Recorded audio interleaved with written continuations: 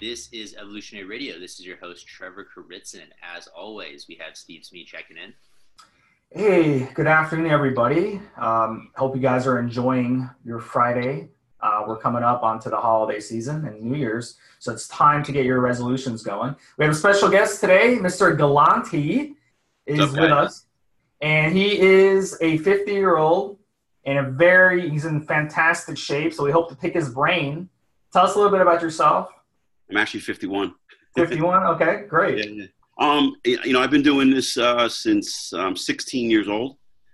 I think the first time I stepped on stage was 3 months after I started working out. I was a cocky little teenage kid, and I loved the sport. I loved the clinging of the iron in the gym, and it was made for me. And I took third out of 3 kids in my very first contest, but it didn't distract me or discourage me.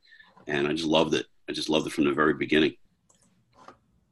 So, Vinny, I want to get you on because you recently took a pretty long hiatus, and now you're back into training. Right. With a new sponsor. So tell us, first of all, what was the reason for the long hiatus? So, I competed in the 90s. It was a very tough era.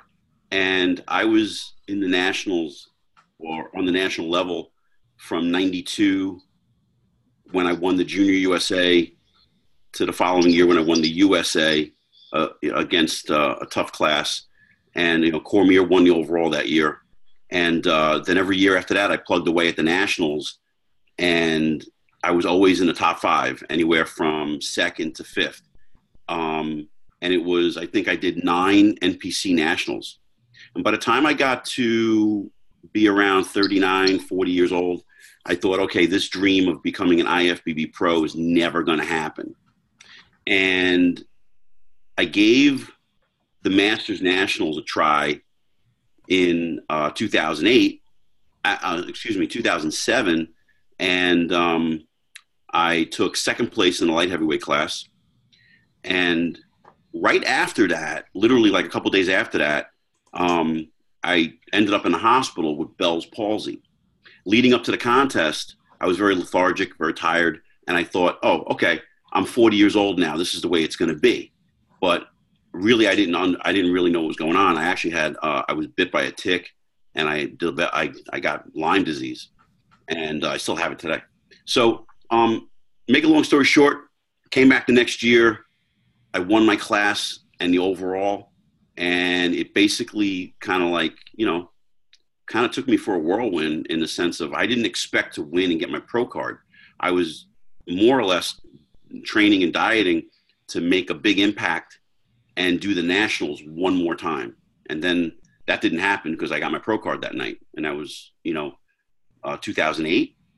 And then I did a couple of pro shows right after that, in 2009, 2010.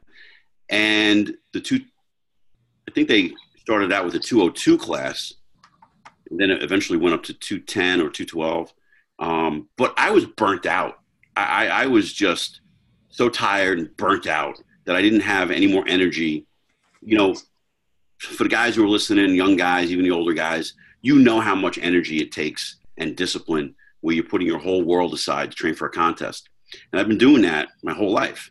And I just was burnt. And every contest I did, I just kept getting worse and worse. And I thought, before I ruin my good name, let me walk away from this sport. And that's what I did. I walked away. And at the time, I was still with Universal Nutrition. They kept me. They've always treated me really well. And a good friend, Andre Skiba, through Animal, on the other side of Universal, he used to say to me, "Hey, Vin, why don't you come and do a powerlifting meet?" And now that I was done with the bodybuilding, I thought, I'll give that a whirl. So I contacted Andre, went down to Carteret, New Jersey, and trained with him and natural guy, Eric Schwartz from Universal. We did powerlifting for a whole year together and trained with them every Sunday. And I did my first 2 powerlifting meets with those guys and then called it a day. It was a one and done kind of thing. I'm not a power lifter. I just wanted to do it for the fun of it because I wanted to do something and stay active in the gym. And then about 2 or 3 months later, I tore my right shoulder so bad, I tore the entire rotator cuff right off, dislocated it, ripped the whole thing apart, and I needed 9 screws to repair it. How'd you do that? I was being stupid.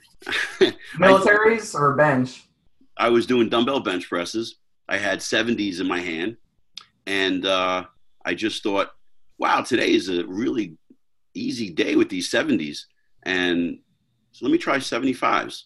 I did 75s. They were easy. Went to 80s. They were easy. And then I was going to go to 85, but they were being used. So dumbass picked up 90s. And at the 5th rep, it just ripped right off. But even then, Vinny, 90 pounds for dumbbell bench press is not that much weight. No, it wasn't that much weight. But at the time, my strength levels were decreasing a little bit because my shoulders were bothering me over the years. So I knew that to stay with 70 pounds, that was a good threshold for me. But I think the powerlifting got me stronger than I had realized that I was. And I hadn't been using dumbbells for a while, only a little bit of the ancillary work for the meet, but I wasn't going that heavy. And then I just tried it one day and the 90s were too heavy. And, I bet you, though, your rotator cuff was already torn before and just finally tore. Because I have a torn rotator cuff. Probably. But I didn't need surgery like you did. But it just because I didn't even know it was torn. I've been weight training for years with a torn rotator cuff, but didn't know. And I started noticing my right arm was weaker than my left. Right. So I went and got an MRI, and he's like, "Yeah, you got a torn rotator cuff." And I was like, "Wow." And he said, "If you continue lifting heavy, you will eventually tear it." So he gave me that warning, and I had to stop lifting heavy. So in your case, it was probably already torn, and then you lifted heavy, and then boom. I tore all 4 heads right off. Yeah. All 4. And then I had surgery on New Year's Eve, 2014-15. And literally 13 months later, I tore my left side by picking up a 5-pound dumbbell. It just ripped right off. Wow. And the doctor said it was gonna happen regardless of, whatever I did. So I was out with 2 rotator cuff surgeries. I have 9 anchors in my right shoulder and 5 in my left.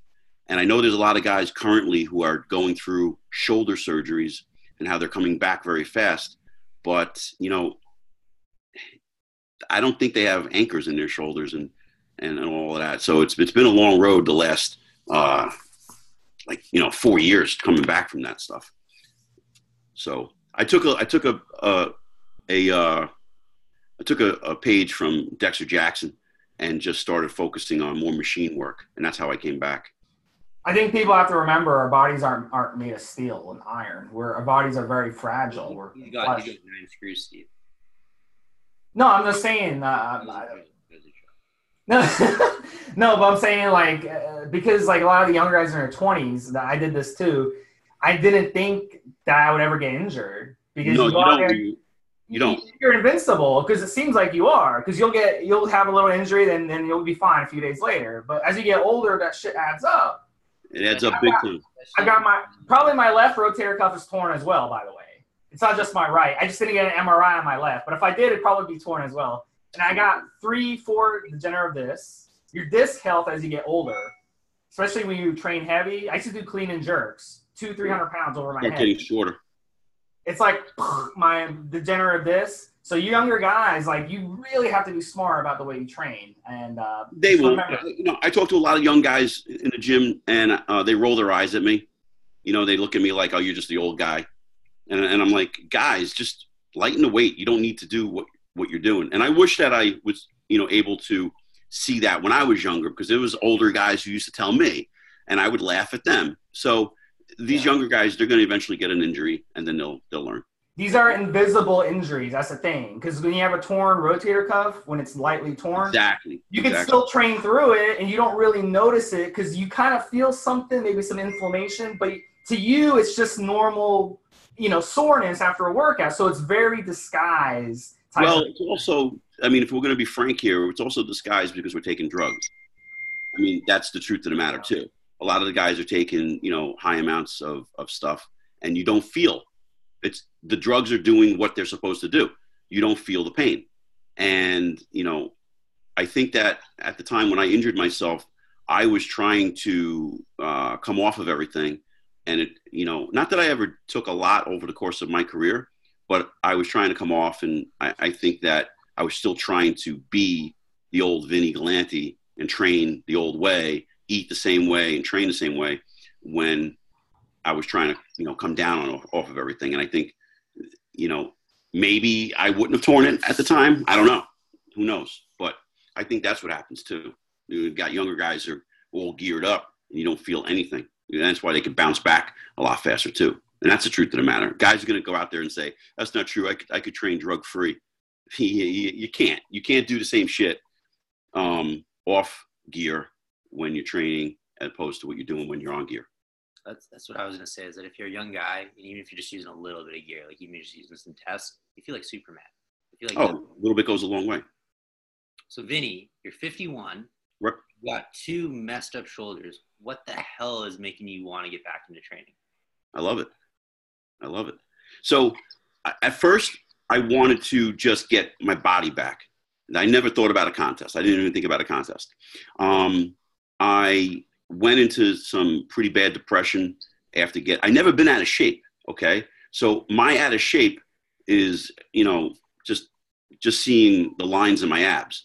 Now I got to the point of just being so out of shape where I couldn't breathe walking up a flight of stairs. I got to the point of being, I was eating Skittles for dinner. That's how bad it got. I wasn't eating out of Tupperware anymore. I wasn't eating 6 meals a day. I wasn't training. I was off of everything. And, like a year and a half later, I found myself with a big fat stomach, small, skinny, and can't breathe, and probably the worst shape of my life. And the only thing I knew was contest training. And I didn't think about competing, but I thought about, okay, if I just put one step forward and eat meal 1 and get in the gym again, meal 2, meal 3, and it would just all click back and I get into shape. But then the bug bit me. And at my age, I just want to, see where I can go. And the IFBB now has presented a few Masters Pro shows, which is great for guys like me. Interesting. So how is it? How I guess the topic of this podcast is training, nutrition, supplements as an older guy versus the younger guy. So what are you doing differently? Let's talk about diet first. So, when he was 20, what's the difference? Well, my body changed drastically. When I was in my 20s and my 30s, even closer to 40, I got in shape fast. Never had a problem getting in shape. I could be off-season fat, and in 12 weeks, I can get in shape for a show. No issues. But this time, it was a different ball game. I had a hard time getting in shape. Nothing was working. I went through so many different diets, and a good friend of mine, Scott Applebaum, who's down in Florida, is originally from Staten Island. He took the patients some time, and we just discussed every nutritional aspect that we could attack contest prep. And, I must have stressed him out a little bit because I was getting stressed out because nothing was working. I did a keto diet, which I did for 2008. Dave Palumbo did my diet, and it worked like a charm. This time, I was having digestive issues, and I just couldn't get anything down. I was having acid reflux issues, all old guy shit, that just I didn't want to accept. We changed my diet a billion times, went low carb, high carb, rotate carbs, low fat, and nothing was working. And then all of a sudden, once I threw in high carbs, higher than I was used to, all of a sudden my body just started kicking in. And some may say it just took longer to work. Some may say, you got to find the right formula. I don't know what the answer is, but now everything's pretty much working pretty good. Still kind of lean, training heavier. And after this last contest, that was 6 weeks ago, I took full advantage of what I used to do for post-contest, and that's have a good rebound. And, old school guys, we called it, just eat clean after a contest. These new guys, I think they call it something else, reverse dieting. Yeah. We just called it, don't be a dumbass and stop eating pizza and all that crap after a contest. So I'm just, eating good, a lot of carbs, and just thinking about the next contest. So with carbs high, does that mean fats are relatively low? Yeah. So when I was a baby, I had a disease called pyloric stenosis, and they had to open me up and reconfigure my stomach. Not a lot of people know that. And Scott and I came to the conclusion that maybe now that I'm older, that what I went through when I was a baby is kind of backfiring on me now, where I can't digest fats as well. And so if I even like have a tablespoon of peanut butter now, my stomach's messed up for 2 or 3 days. So I keep my fats low. I couldn't hear you. You have your gallbladder removed? I have not. No, my gallbladder's fine. I'm actually healthy. It's they just realigned my stomach when I was about seven days old. I don't know. Maybe your liver might not be storing bile salts properly. I I've been to the doctor. I've had blood work. I've been checked, and everything is running fine. Maybe you're just old. Maybe you're just old. Maybe I'm old. That's it. But I look good for being 51, so it's all good. So that's interesting, Vinny, because normally you hear the older guys say that they become more carb sensitive and have to go lower carb. So for you, it's actually the reverse. I'm not saying that I eat high carbs all day long. I mean, every day. But there are days when I have higher carbs, as far as high, probably as 500 grams of carbs, and as low as 200 grams. When I was younger, I actually worked better with low carbs, oddly enough. Like I could go for 3 or 4 days on 0 carbs, and I could look big, full, and thick and ripped, and add 2 or 3 days of only 150 grams of carbs and look like I took in a lot more. My body worked well with that. And today it's not. It's kind of weird. So I just go with the flow. Figured it out. It took about a good year to figure it out, which was kind of frustrating because my metabolism used to be so fast and so predictable that this time was not predictable. And I actually probably put more effort into this than I ever have because I had to figure it out. And I'm a guy who doesn't like to fail. So if I can't figure it out, I'm going to keep finding ways and ask a billion people. I asked so many people to help me, and so many people just blew me off. They didn't want anything part of me. I asked one guy, well, I'm not going to mention his name, but he's a very popular trainer in Long Island, and he trains a few pros. And, he made up a bullshit story that he was quitting, not going to be competing, not going to be training guys who were competing anymore. I think he basically didn't want any part of me because I wasn't doing so good. And that was one motivational factor that was just like, that burned my ass. Like, just tell me you don't want to work with me. Just tell me. Don't make up a story. So there were a lot of guys who blew me off. And Scott Applebaum, a good buddy, Chris Barron, who used to be my training partner years ago. And now recently, Victor Munoz, who trains Victor Martinez. We've teamed up. And he said, let's just forget about all the negative shit. People who don't believe in you. And let's just have a small little team. And we've been working together. Victor has been kicking my ass in the gym and figuring out other ways of getting around my shoulder surgeries. My shoulder surgeries are in the past. So that's gone. That's behind me now.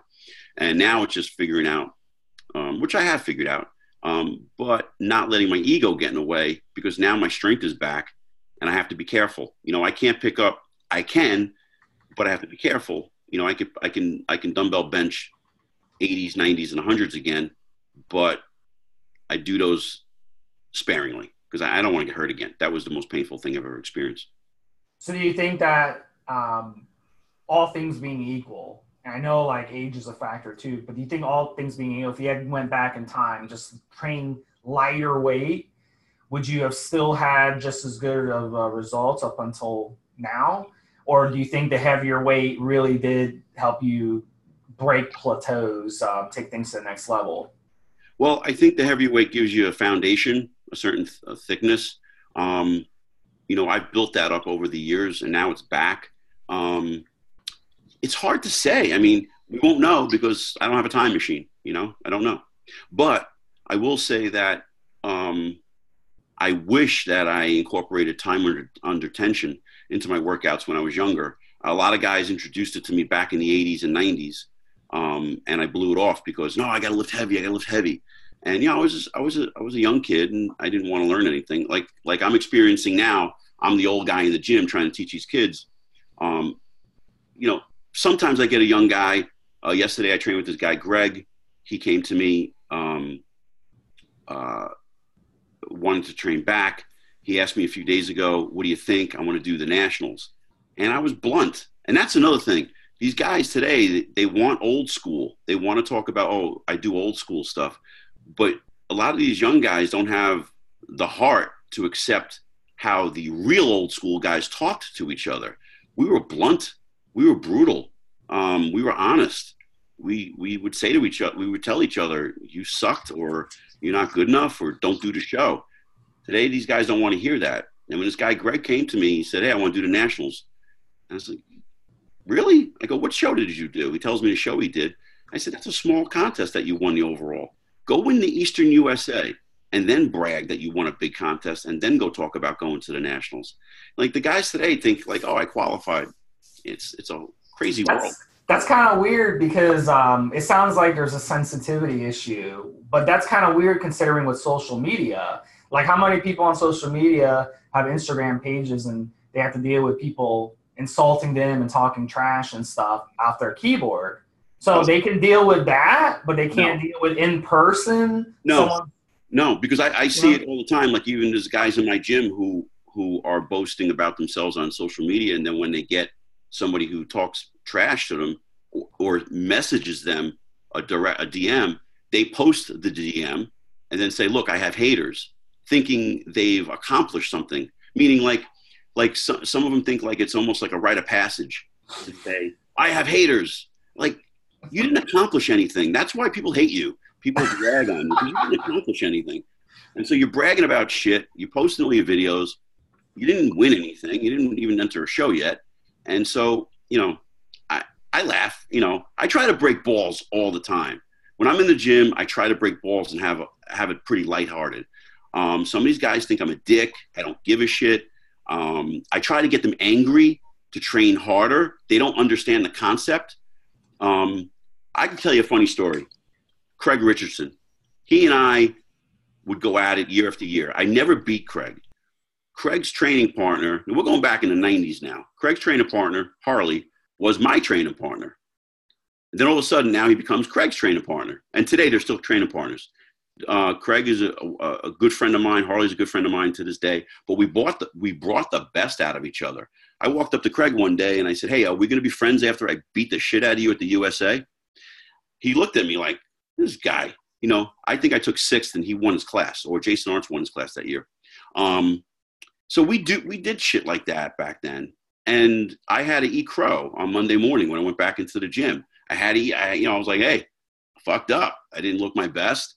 And I got ragged on for that. And but guys can't deal with that today. It's a different world.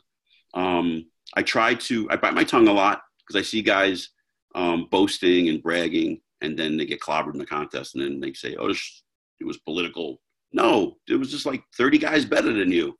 That's all. And guys don't understand. It's hard. I think you brought up a really good point, Vinny, about coaches cherry picking clients and coaches not being real with people. Because I've had people reach out to me before, and they wanted to get on stage for the first time, and I'm like, dude, that's a great goal, but I'm gonna be flat honest with you. You got at least 3 years of work. Right now, you're skinny and fat. If you go on a stage in a year, you would look embarrassing. And I'm just being straight up with you. I can get you on all the drugs in the world. You need at least 3 years to actually be competitive on stage. And it's a hard pill to swallow because the problem now with Instagram is that all these Instagram stars, they really try to sell you, hey, buy my ebook, buy these supplements. In 12 weeks, you can look like me. And that's bullshit. It is. A newbie doing everything right, having a good coach, being super disciplined, needs at least 3 years to even look presentable on stage. And that's just like at a local show, hoping to win his class.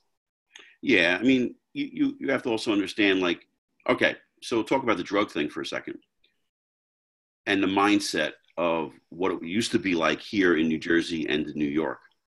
So today it's called the Kemper Classic. It used to be called the Suburban Bodybuilding Championships, and it was like one of the most prestigious contests we had. If you competed in the Suburban, the next step was to go to the Jersey. But if you couldn't win the Jersey, you didn't go to the Junior USA.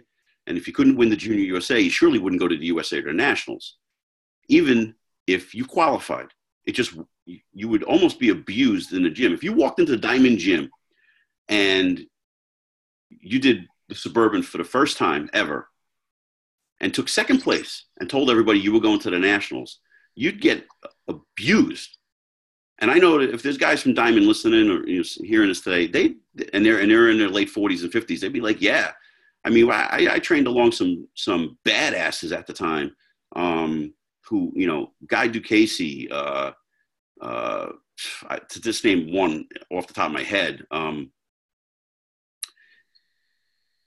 These guys were just old school hardcore, and training was in their blood and guts. And I learned from a good era. These guys today are just, up and coming too fast, which is not a bad thing, but you're not going to see a Kevin Levrone anymore who comes out of nowhere. You're not going to see a Flex Wheeler. You don't see that anymore. And then you got guys like me who took 16 years to turn pro. Are they really going to stick it out for 9, 10 nationals? If Instagram didn't exist, would they still be around? I don't think so. Steve, you got anything to add there? I think in professional sports, we see this as well, because a quarterback gets drafted, and now week 1, he's expected to go in there and play. He's expected to win, and he's expected to do great. But, 20 years ago, Dan Marino got drafted, 30 years ago? He didn't play his first game. He didn't play until toward the end of the year. John Elway sucked his first year. Peyton Manning sucked his first year. Right. And so back then they would have crucified him, and said he sucked and he would have been out of the league, Now that's just the ADHD society. Results have to come right away or we don't accept it. And it's like that in everything. Sitcoms. How many times All in the Family, the first 2 or 3 years had shit ratings. Nobody watched it. And then 4th, 5th year, it blew up. It became the best sitcom of the time. So now a sitcom, they give it 1 or 2 shows. If the ratings suck, they cut it. So it's like we are in an ADHD society. And that is definitely a factor in bodybuilding. So that's a great point. Getting back to coaching and stuff, a lot of people don't stick with their coaches long enough neither. I can't tell you how many times myself and other coaches have been badmouthed. If they have a first-time competitor and the person didn't win, they'll go on social media and just destroy your name. And that's not cool. You got to stick it out. Look at Flex Lewis. He's been with his coach for how long? 20 years? Been a long time. You got to stick it out. People don't know how to stick it out today. That's why, I think I have longevity and also with my persistence in finding out what's working for me, I wanted to make sure I get my body back. And, I competed in the Masters Baltimore Pro 5 weeks ago. And I was close to what I used to look like. But at the last, I'm not making excuses, but I did something at the very end that just ruined my package. And I took a Diazide, thinking that it was going to help, and it didn't. I made a rookie mistake. I knew better, and next time I won't do that. But it doesn't distract me or deter me from thinking of competing again. I've never thought negative about the sport. I've always been very positive and very, very good outlook. NPC IFBB has been my home since day one. And support the whole thing. Vinny, let's talk about learning what's right for your body, because we live in the era of the guru, right? Everyone has a coach, but right, no one knows your body better than yourself. So when you figure out what's right for your body, whether it be training, drugs, nutrition, what do you do? How do you keep a logbook? Are you taking photos? What's your method of the madness? So, okay, we'll keep it simple for a second. So Dave Palumbo did my program for the Masters Nationals in 2008. And when he gave it to me, I Googled the diet, and it was exactly the same diet that he gave me online. And so many people were bashing him, saying it's a cookie cutter diet. I put all of that negative crap aside, and I said, you know what? I'm not going to listen to that. I'm just going to do this diet. I'm going to follow to a T. End story. It was one of the best conditions I was ever in my life, and I get my pro card. I think a lot of people talk about this cookie cutter diet bullshit. Well, you know what? All diets start out the same exact way. When I train somebody, if I take 5 people at the same exact time and I got a show in 16 weeks for all 5 guys, I'm going to start them out exactly the same amount of food. I don't care if they're a bantamweight or a light heavyweight or a heavyweight. It doesn't really matter. And people like bash this whole thing about bro science and all. You're watering bodybuilding down. It really is. I put things down and pick them up. It really is about that. And I laugh at that stuff that, like certain commercials are making fun of us and stuff. And just, it's just too, like, trying to be too smart. Find out what works for you over trial and error.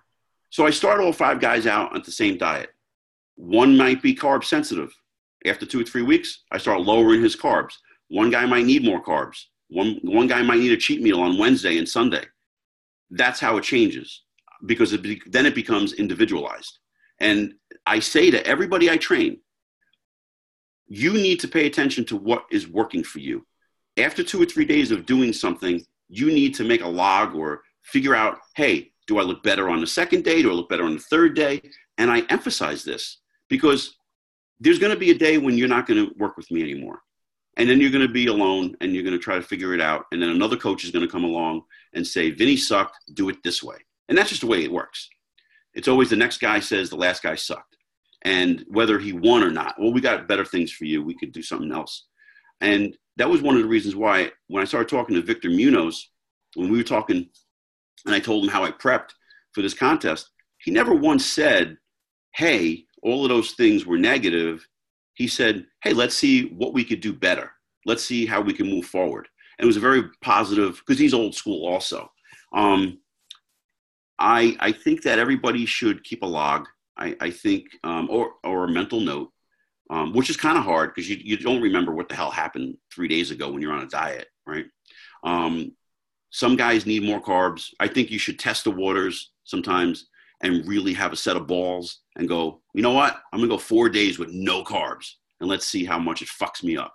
And that's what we used to do. I mean, I used to have Maz Ali down at Bodyworks in Patterson. We would be doing shows and he's like, all right, go 2 days, no carbs. Okay. Come back on a third day. He goes, go another day, no carbs. Okay. Come back 4 days later. Hey, let's go another day of 0 carbs. And now I'm like flat as a pancake and I look like shit. I'm like, oh man, my conditioning. He goes, just relax. Then we carb up for 3 or 4 days. And then we start pushing the envelope, how much carbs I could take and how much carbs would take to make me look good.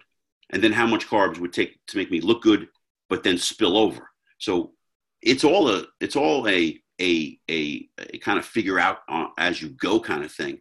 But as I've gotten older, my body has changed. So everything I've done doesn't even apply anymore. So it's really interesting for me now to be back in this and trying to figure it out. It's like day one all over again, which is kind of cool. Steve, you got anything to jump in there? Guess not. I was gonna ask. I'm sorry, my microphone was on, but I was gonna ask about. You had mentioned the diuretics before. Has there been a lot of changes with contest prepping over the past 30 years when it comes to diuretic use, insulin use, HGH use, etc.? I've never used insulin.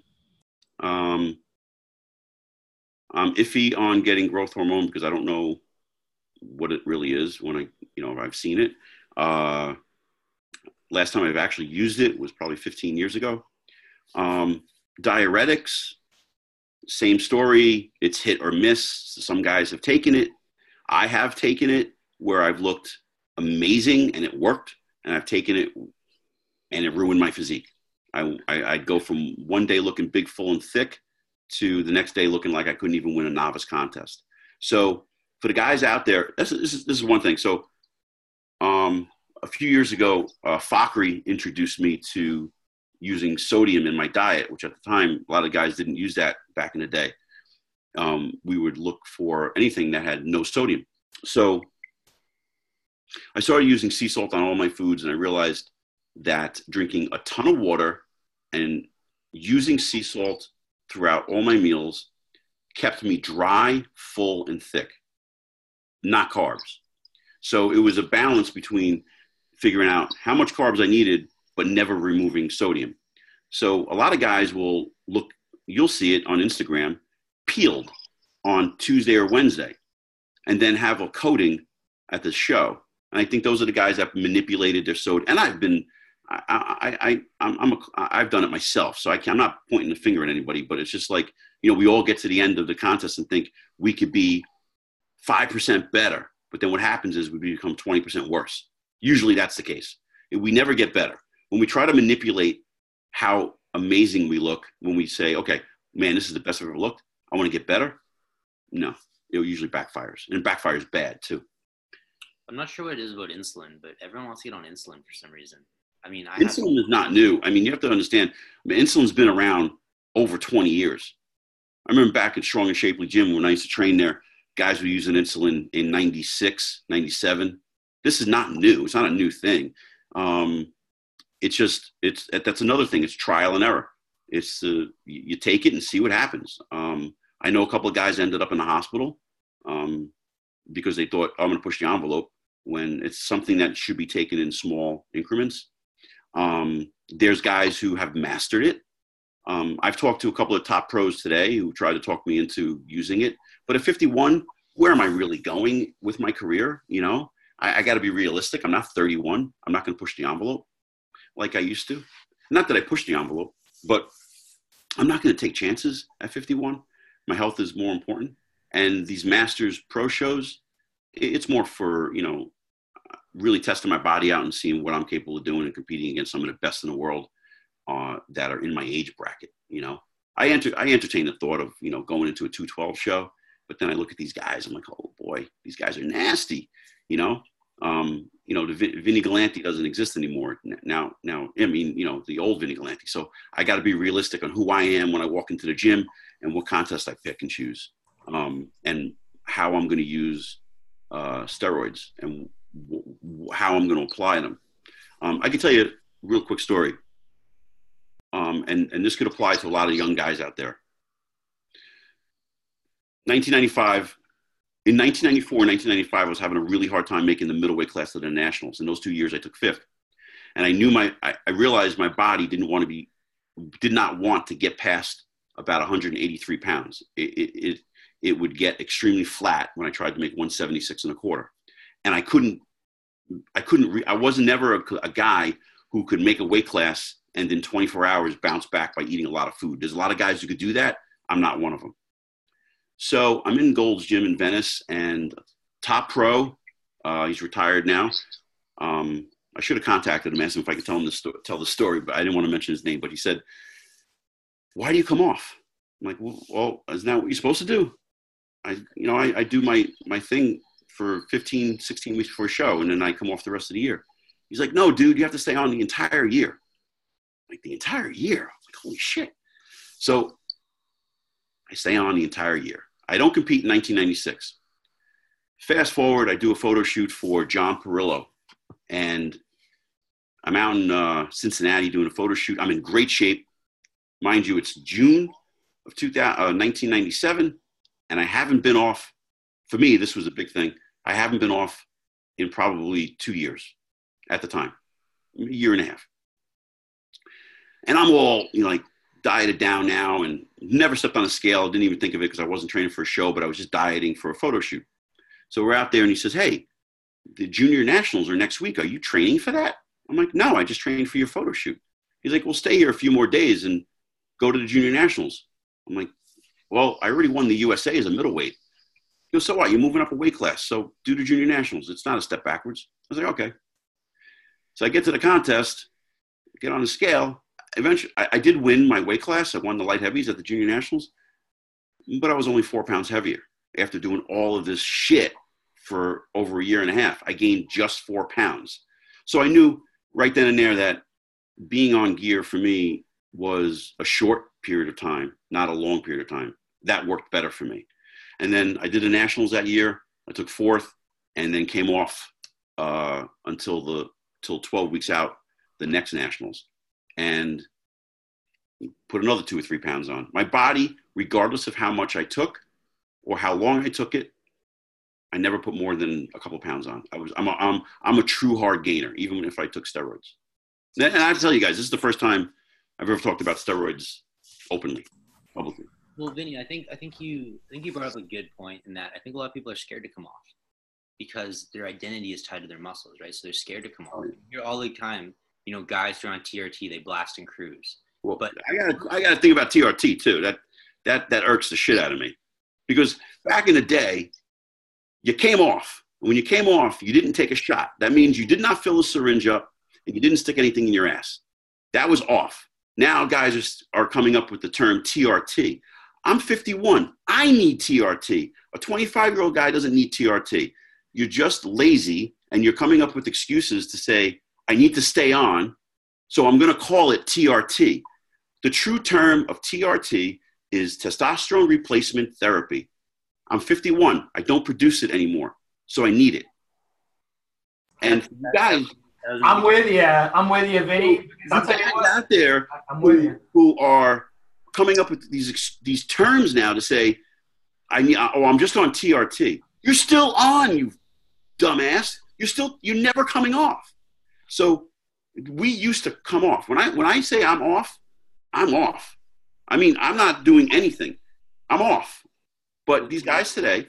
What I was going to say is that TRT from a doctor, that's going to be 100, 150, maybe 200 milligrams per week. Right. That's what your doctor will prescribe you. And Right. that, if you get blood work done, that is going to keep you in the normal range, but you're going to be on the upper end of the normal range, which is the goal of TRT. We always see guys on the message board saying, "Oh, I'm cruising right now. I'm just on my TRT." They're on like 400 milligrams. They're adding in Proviron. They're adding in like all the. That's not TRT. No, it's not. It's not. And I don't know who taught them this, but it's just like, you make better gains when you're on. However, when you come off and you let your body regulate, and when you go back on, you'll make even better gains. These guys are not realizing what negative impact they're having on their tendons, their joints, their ligaments, their heart. They don't know what they're doing. And they're thinking like, oh, it's just testosterone. It's just Proviron. Well, you're going to shut your body down, and you're not going to produce to have children one day. And if you have kids, fantastic. And I guess look at look at Lila Brada. Look at all these top pros that are retired. They all have children because they knew what they were doing back in the 90s. They came off. They knew what to do after the show.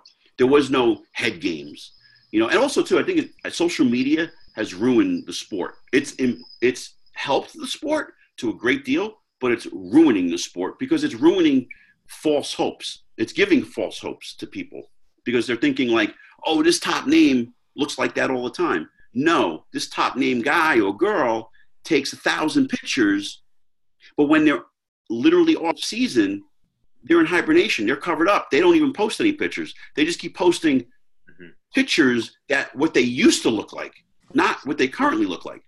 So they got to know, listen, I be playing the game too. A lot of guys used to be really pissed off back in the day. Like, I got all of this coverage, but you know what I did? I would write to every Muscle and Fitness, Muscle Training Illustrated, which doesn't exist anymore, Ironman Magazine, Flex Magazine, which doesn't exist anymore. And I would write to everybody in the magazine. I'd send a picture. I think I went to, I don't know, like some place to get Xerox copies of my pictures, and I put a nice collage together, and I would mail it out to all the magazines. And nobody cared to contact me back until I started to actually win some stuff. So when I started winning, that's when I started getting on magazine covers. Danny Hester and I did a ton of magazine covers back in the 90s. And I try to post them up when I find them on Instagram. Bodybuilding has given me the opportunity to travel the world. I was with Universal Nutrition for 18 years. Now my new sponsor is G-Code Nutrition. Big shout out to them for putting me under their wing and giving me some life at 51. But like these guys today, they don't understand. They don't get it. I'm gonna say one thing and then see what you jump in. So what you said, Vinny, is completely true, and it's kind of like a 2 steps backward for 1 step forward approach, is that your body gets used to any drug. And the Right. simplest way that you can test this is coffee. Most of us drink a cup of coffee every single day. You don't even notice it after any while because your body gets so used to it. Stop drinking that coffee for a week or switch to decaf for a week.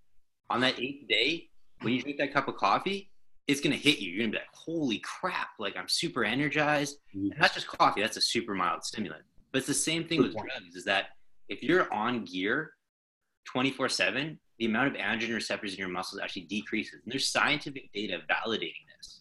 So when you take that time off, it gives your androgen receptors a chance to reset so that when you come on again, you can get that much more from your cycle. Yeah.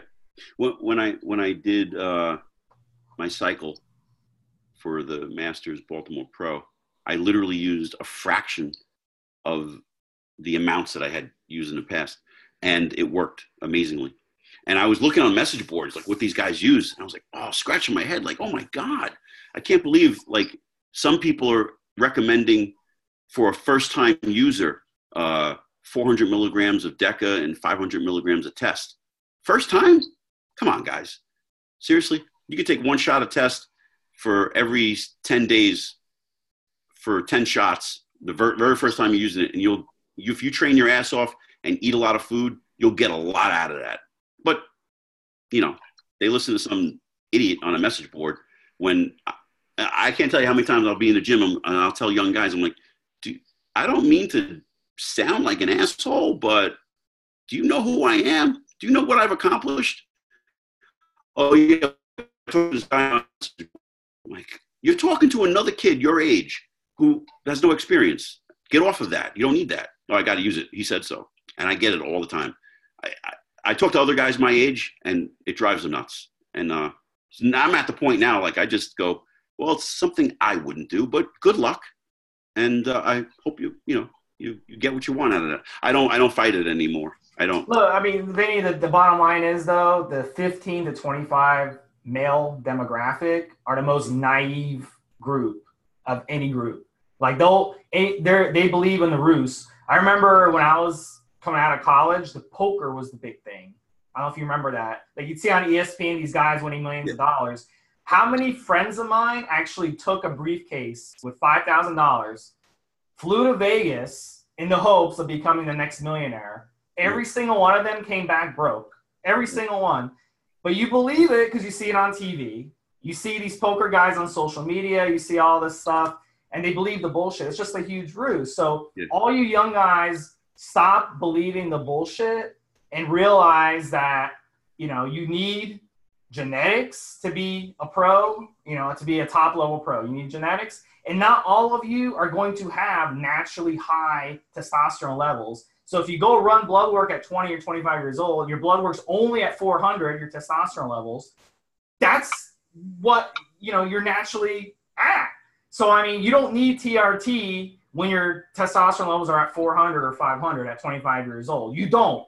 Unless you have some medical condition. I don't know, maybe you lost your nut or something, your ball got cut off in an accident. You don't need TRT. But you have all these 25-year-olds hopping on TRT because they go to the doctor and the doctor's like, yeah, I'll put you on TRT. You don't need TRT. You don't need it. Well, I also think it's, I use this term, a rite of passage in a sense. I think they all want to be a part of something. All the guys today want to be a part of this cult, and that's what it is. Bodybuilding is a cult. We're still a small little thing. Also cool. You know what I mean? It's like in high school, I tried smoking pot because everyone was doing it, and you're not supposed to do it, so it's kind of like badass. I thought it was really boring. I thought the smoking of the pot was actually more fun than being high. But I hated being high. I was like, I feel lazy and unproductive. This is stupid. But you do it because you're not supposed to, and you're kind of like sticking it to the man or whatever. Right. 18-year-olds, they hear about these steroids like D-ball and everything like that, and they Google it, and then Arnold Schwarzenegger's names comes up. Like, oh man, this is cool. Yeah. So I think that's part of it. And the problem is that their coach is the one selling them the drugs, and they're making money off of it. Yeah. Their coach is like, hey, if you want to take some gear, that's cool. Like, I'll hook you up. So it's a vicious cycle where no one wins. I had a very toxic young guy a few years ago. We had a falling out because of this whole topic. Huh? Tyler Cohen? Yes. I have a lot of respect for the kid. You can go really far. He can. We had a falling out. He pushed my buttons, and we had a screaming match one day on the phone, which I completely regret. I sometimes I wish I can give him a call to say I want to apologize because I was stupid on my end. I'm an adult screaming at a kid because I was trying to show him the way in my opinion, and it wasn't his opinion. And that was, I was trying to get it to be, hey man, I've been down the road you're trying to go, and it just backfired on me. I was trying to get him to not use a lot. And I don't know his story now. I wish him well. He's having good success now. He won a show this year. He looks great. But at the time we butt heads because I saw the change on how the direction was. Everybody's the mindset was more drugs, more. What I had recommended, he almost was screaming at me in a sense like, that's not enough. I'm like, you never used it before. It is enough. So it's not nothing negative towards him. It's just this whole Instagram, social media has brainwashed kids into thinking a certain way. My outlook on what I thought he should have done was not his outlook. And that was my fault, where I should have listened to him a little bit more. And on the other side, it would have been great if he could have listened to me, because I think we were making a great team. I loved the kid at the time, and I still do. I think he's a great kid. We just had a falling out. It went bad. I haven't talked to him since. So, I wish him well. I do. I think he's got great promise in the sport. Do you remember when you were like 13 and your dad would give you advice and you'd think like, who is this old man? Like he doesn't get me. What an idiot. Yep. And then you get a little bit older, and you're maybe like 25. And you think back to the advice your dad gave, and you're like, holy shit, he was right. Absolutely. I don't have children. So I've never had the opportunity to raise anyone and to have that experience. So at the time, I didn't just have Tyler. I had other young guys and young girls who were just like, it was like a crazy, and I don't know, I don't know if it was just, I was under stress at the time because I was changing my personal training studio into a gym. I had rotator cuff surgery. There was stress. And I don't know if it was just because I couldn't think straight. Who knows? But the timing was way off. And all these competitors were like, you don't know what you're talking about.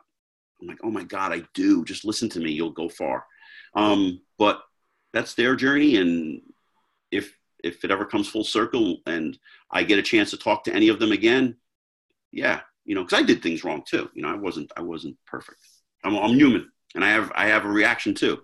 The herd mentality when you're that age really comes back to bite you. I done a couple stupid things when I was that age, all because friends got me doing something I shouldn't have done and stuff. So the herd mentality, the peer pressure and all that is what the young male tends to gravitate towards. So yes. As you get older, the best thing to do when you get older is move to a completely different town. If you're stuck in some town in middle America, you're only going to get yourself into trouble. You're still communicating with people you grew up with. Like we see professional athletes, they become multimillionaires, and then they still are hanging out with these losers that they grew up with because those are their friends, quote unquote. And we just saw that with Kareem Hunt. He just blew an $80 million contract potentially because he was hanging out with the losers he grew up with. Why does he need to be hanging out with these losers? You should have be independent, go out on your own. So don't get involved in that herd mentality and hang out with these stupid idiots that you grew up with. That's the number one issue. Well, Tyler didn't hang out with any idiots, and it wasn't the case. But and this has nothing to do with Tyler, but a lot of the times,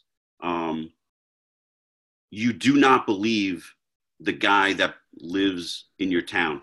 You believe in a coach that lives in another state or another country. It's been that way since day one.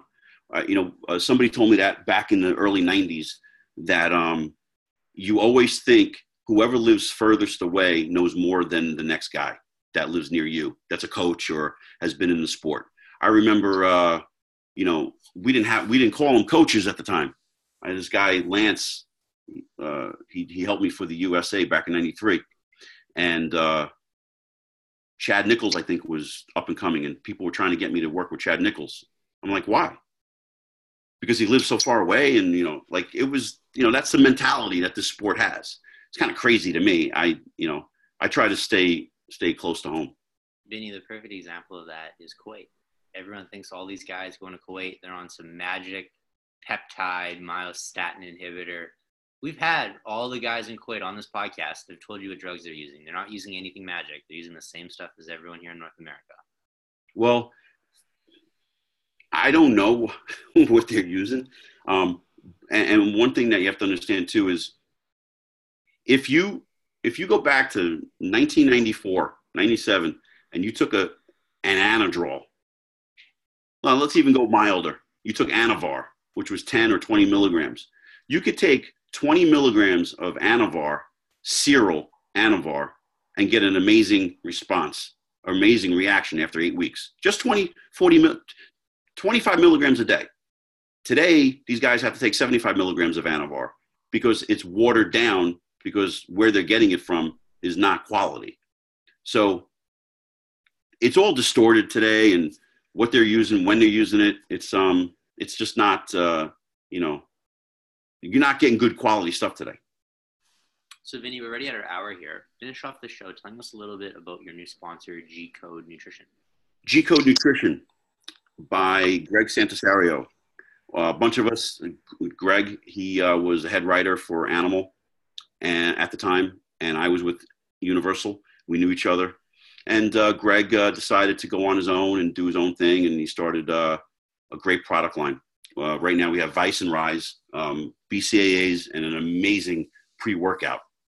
For a lot of the guys out there that are 40 and over, 50 and over, even the young guys, it's the Vice pre-workout is probably one of the best I've ever taken, because it doesn't get me like I want to kill somebody in the gym. It just wakes me up and makes me alert.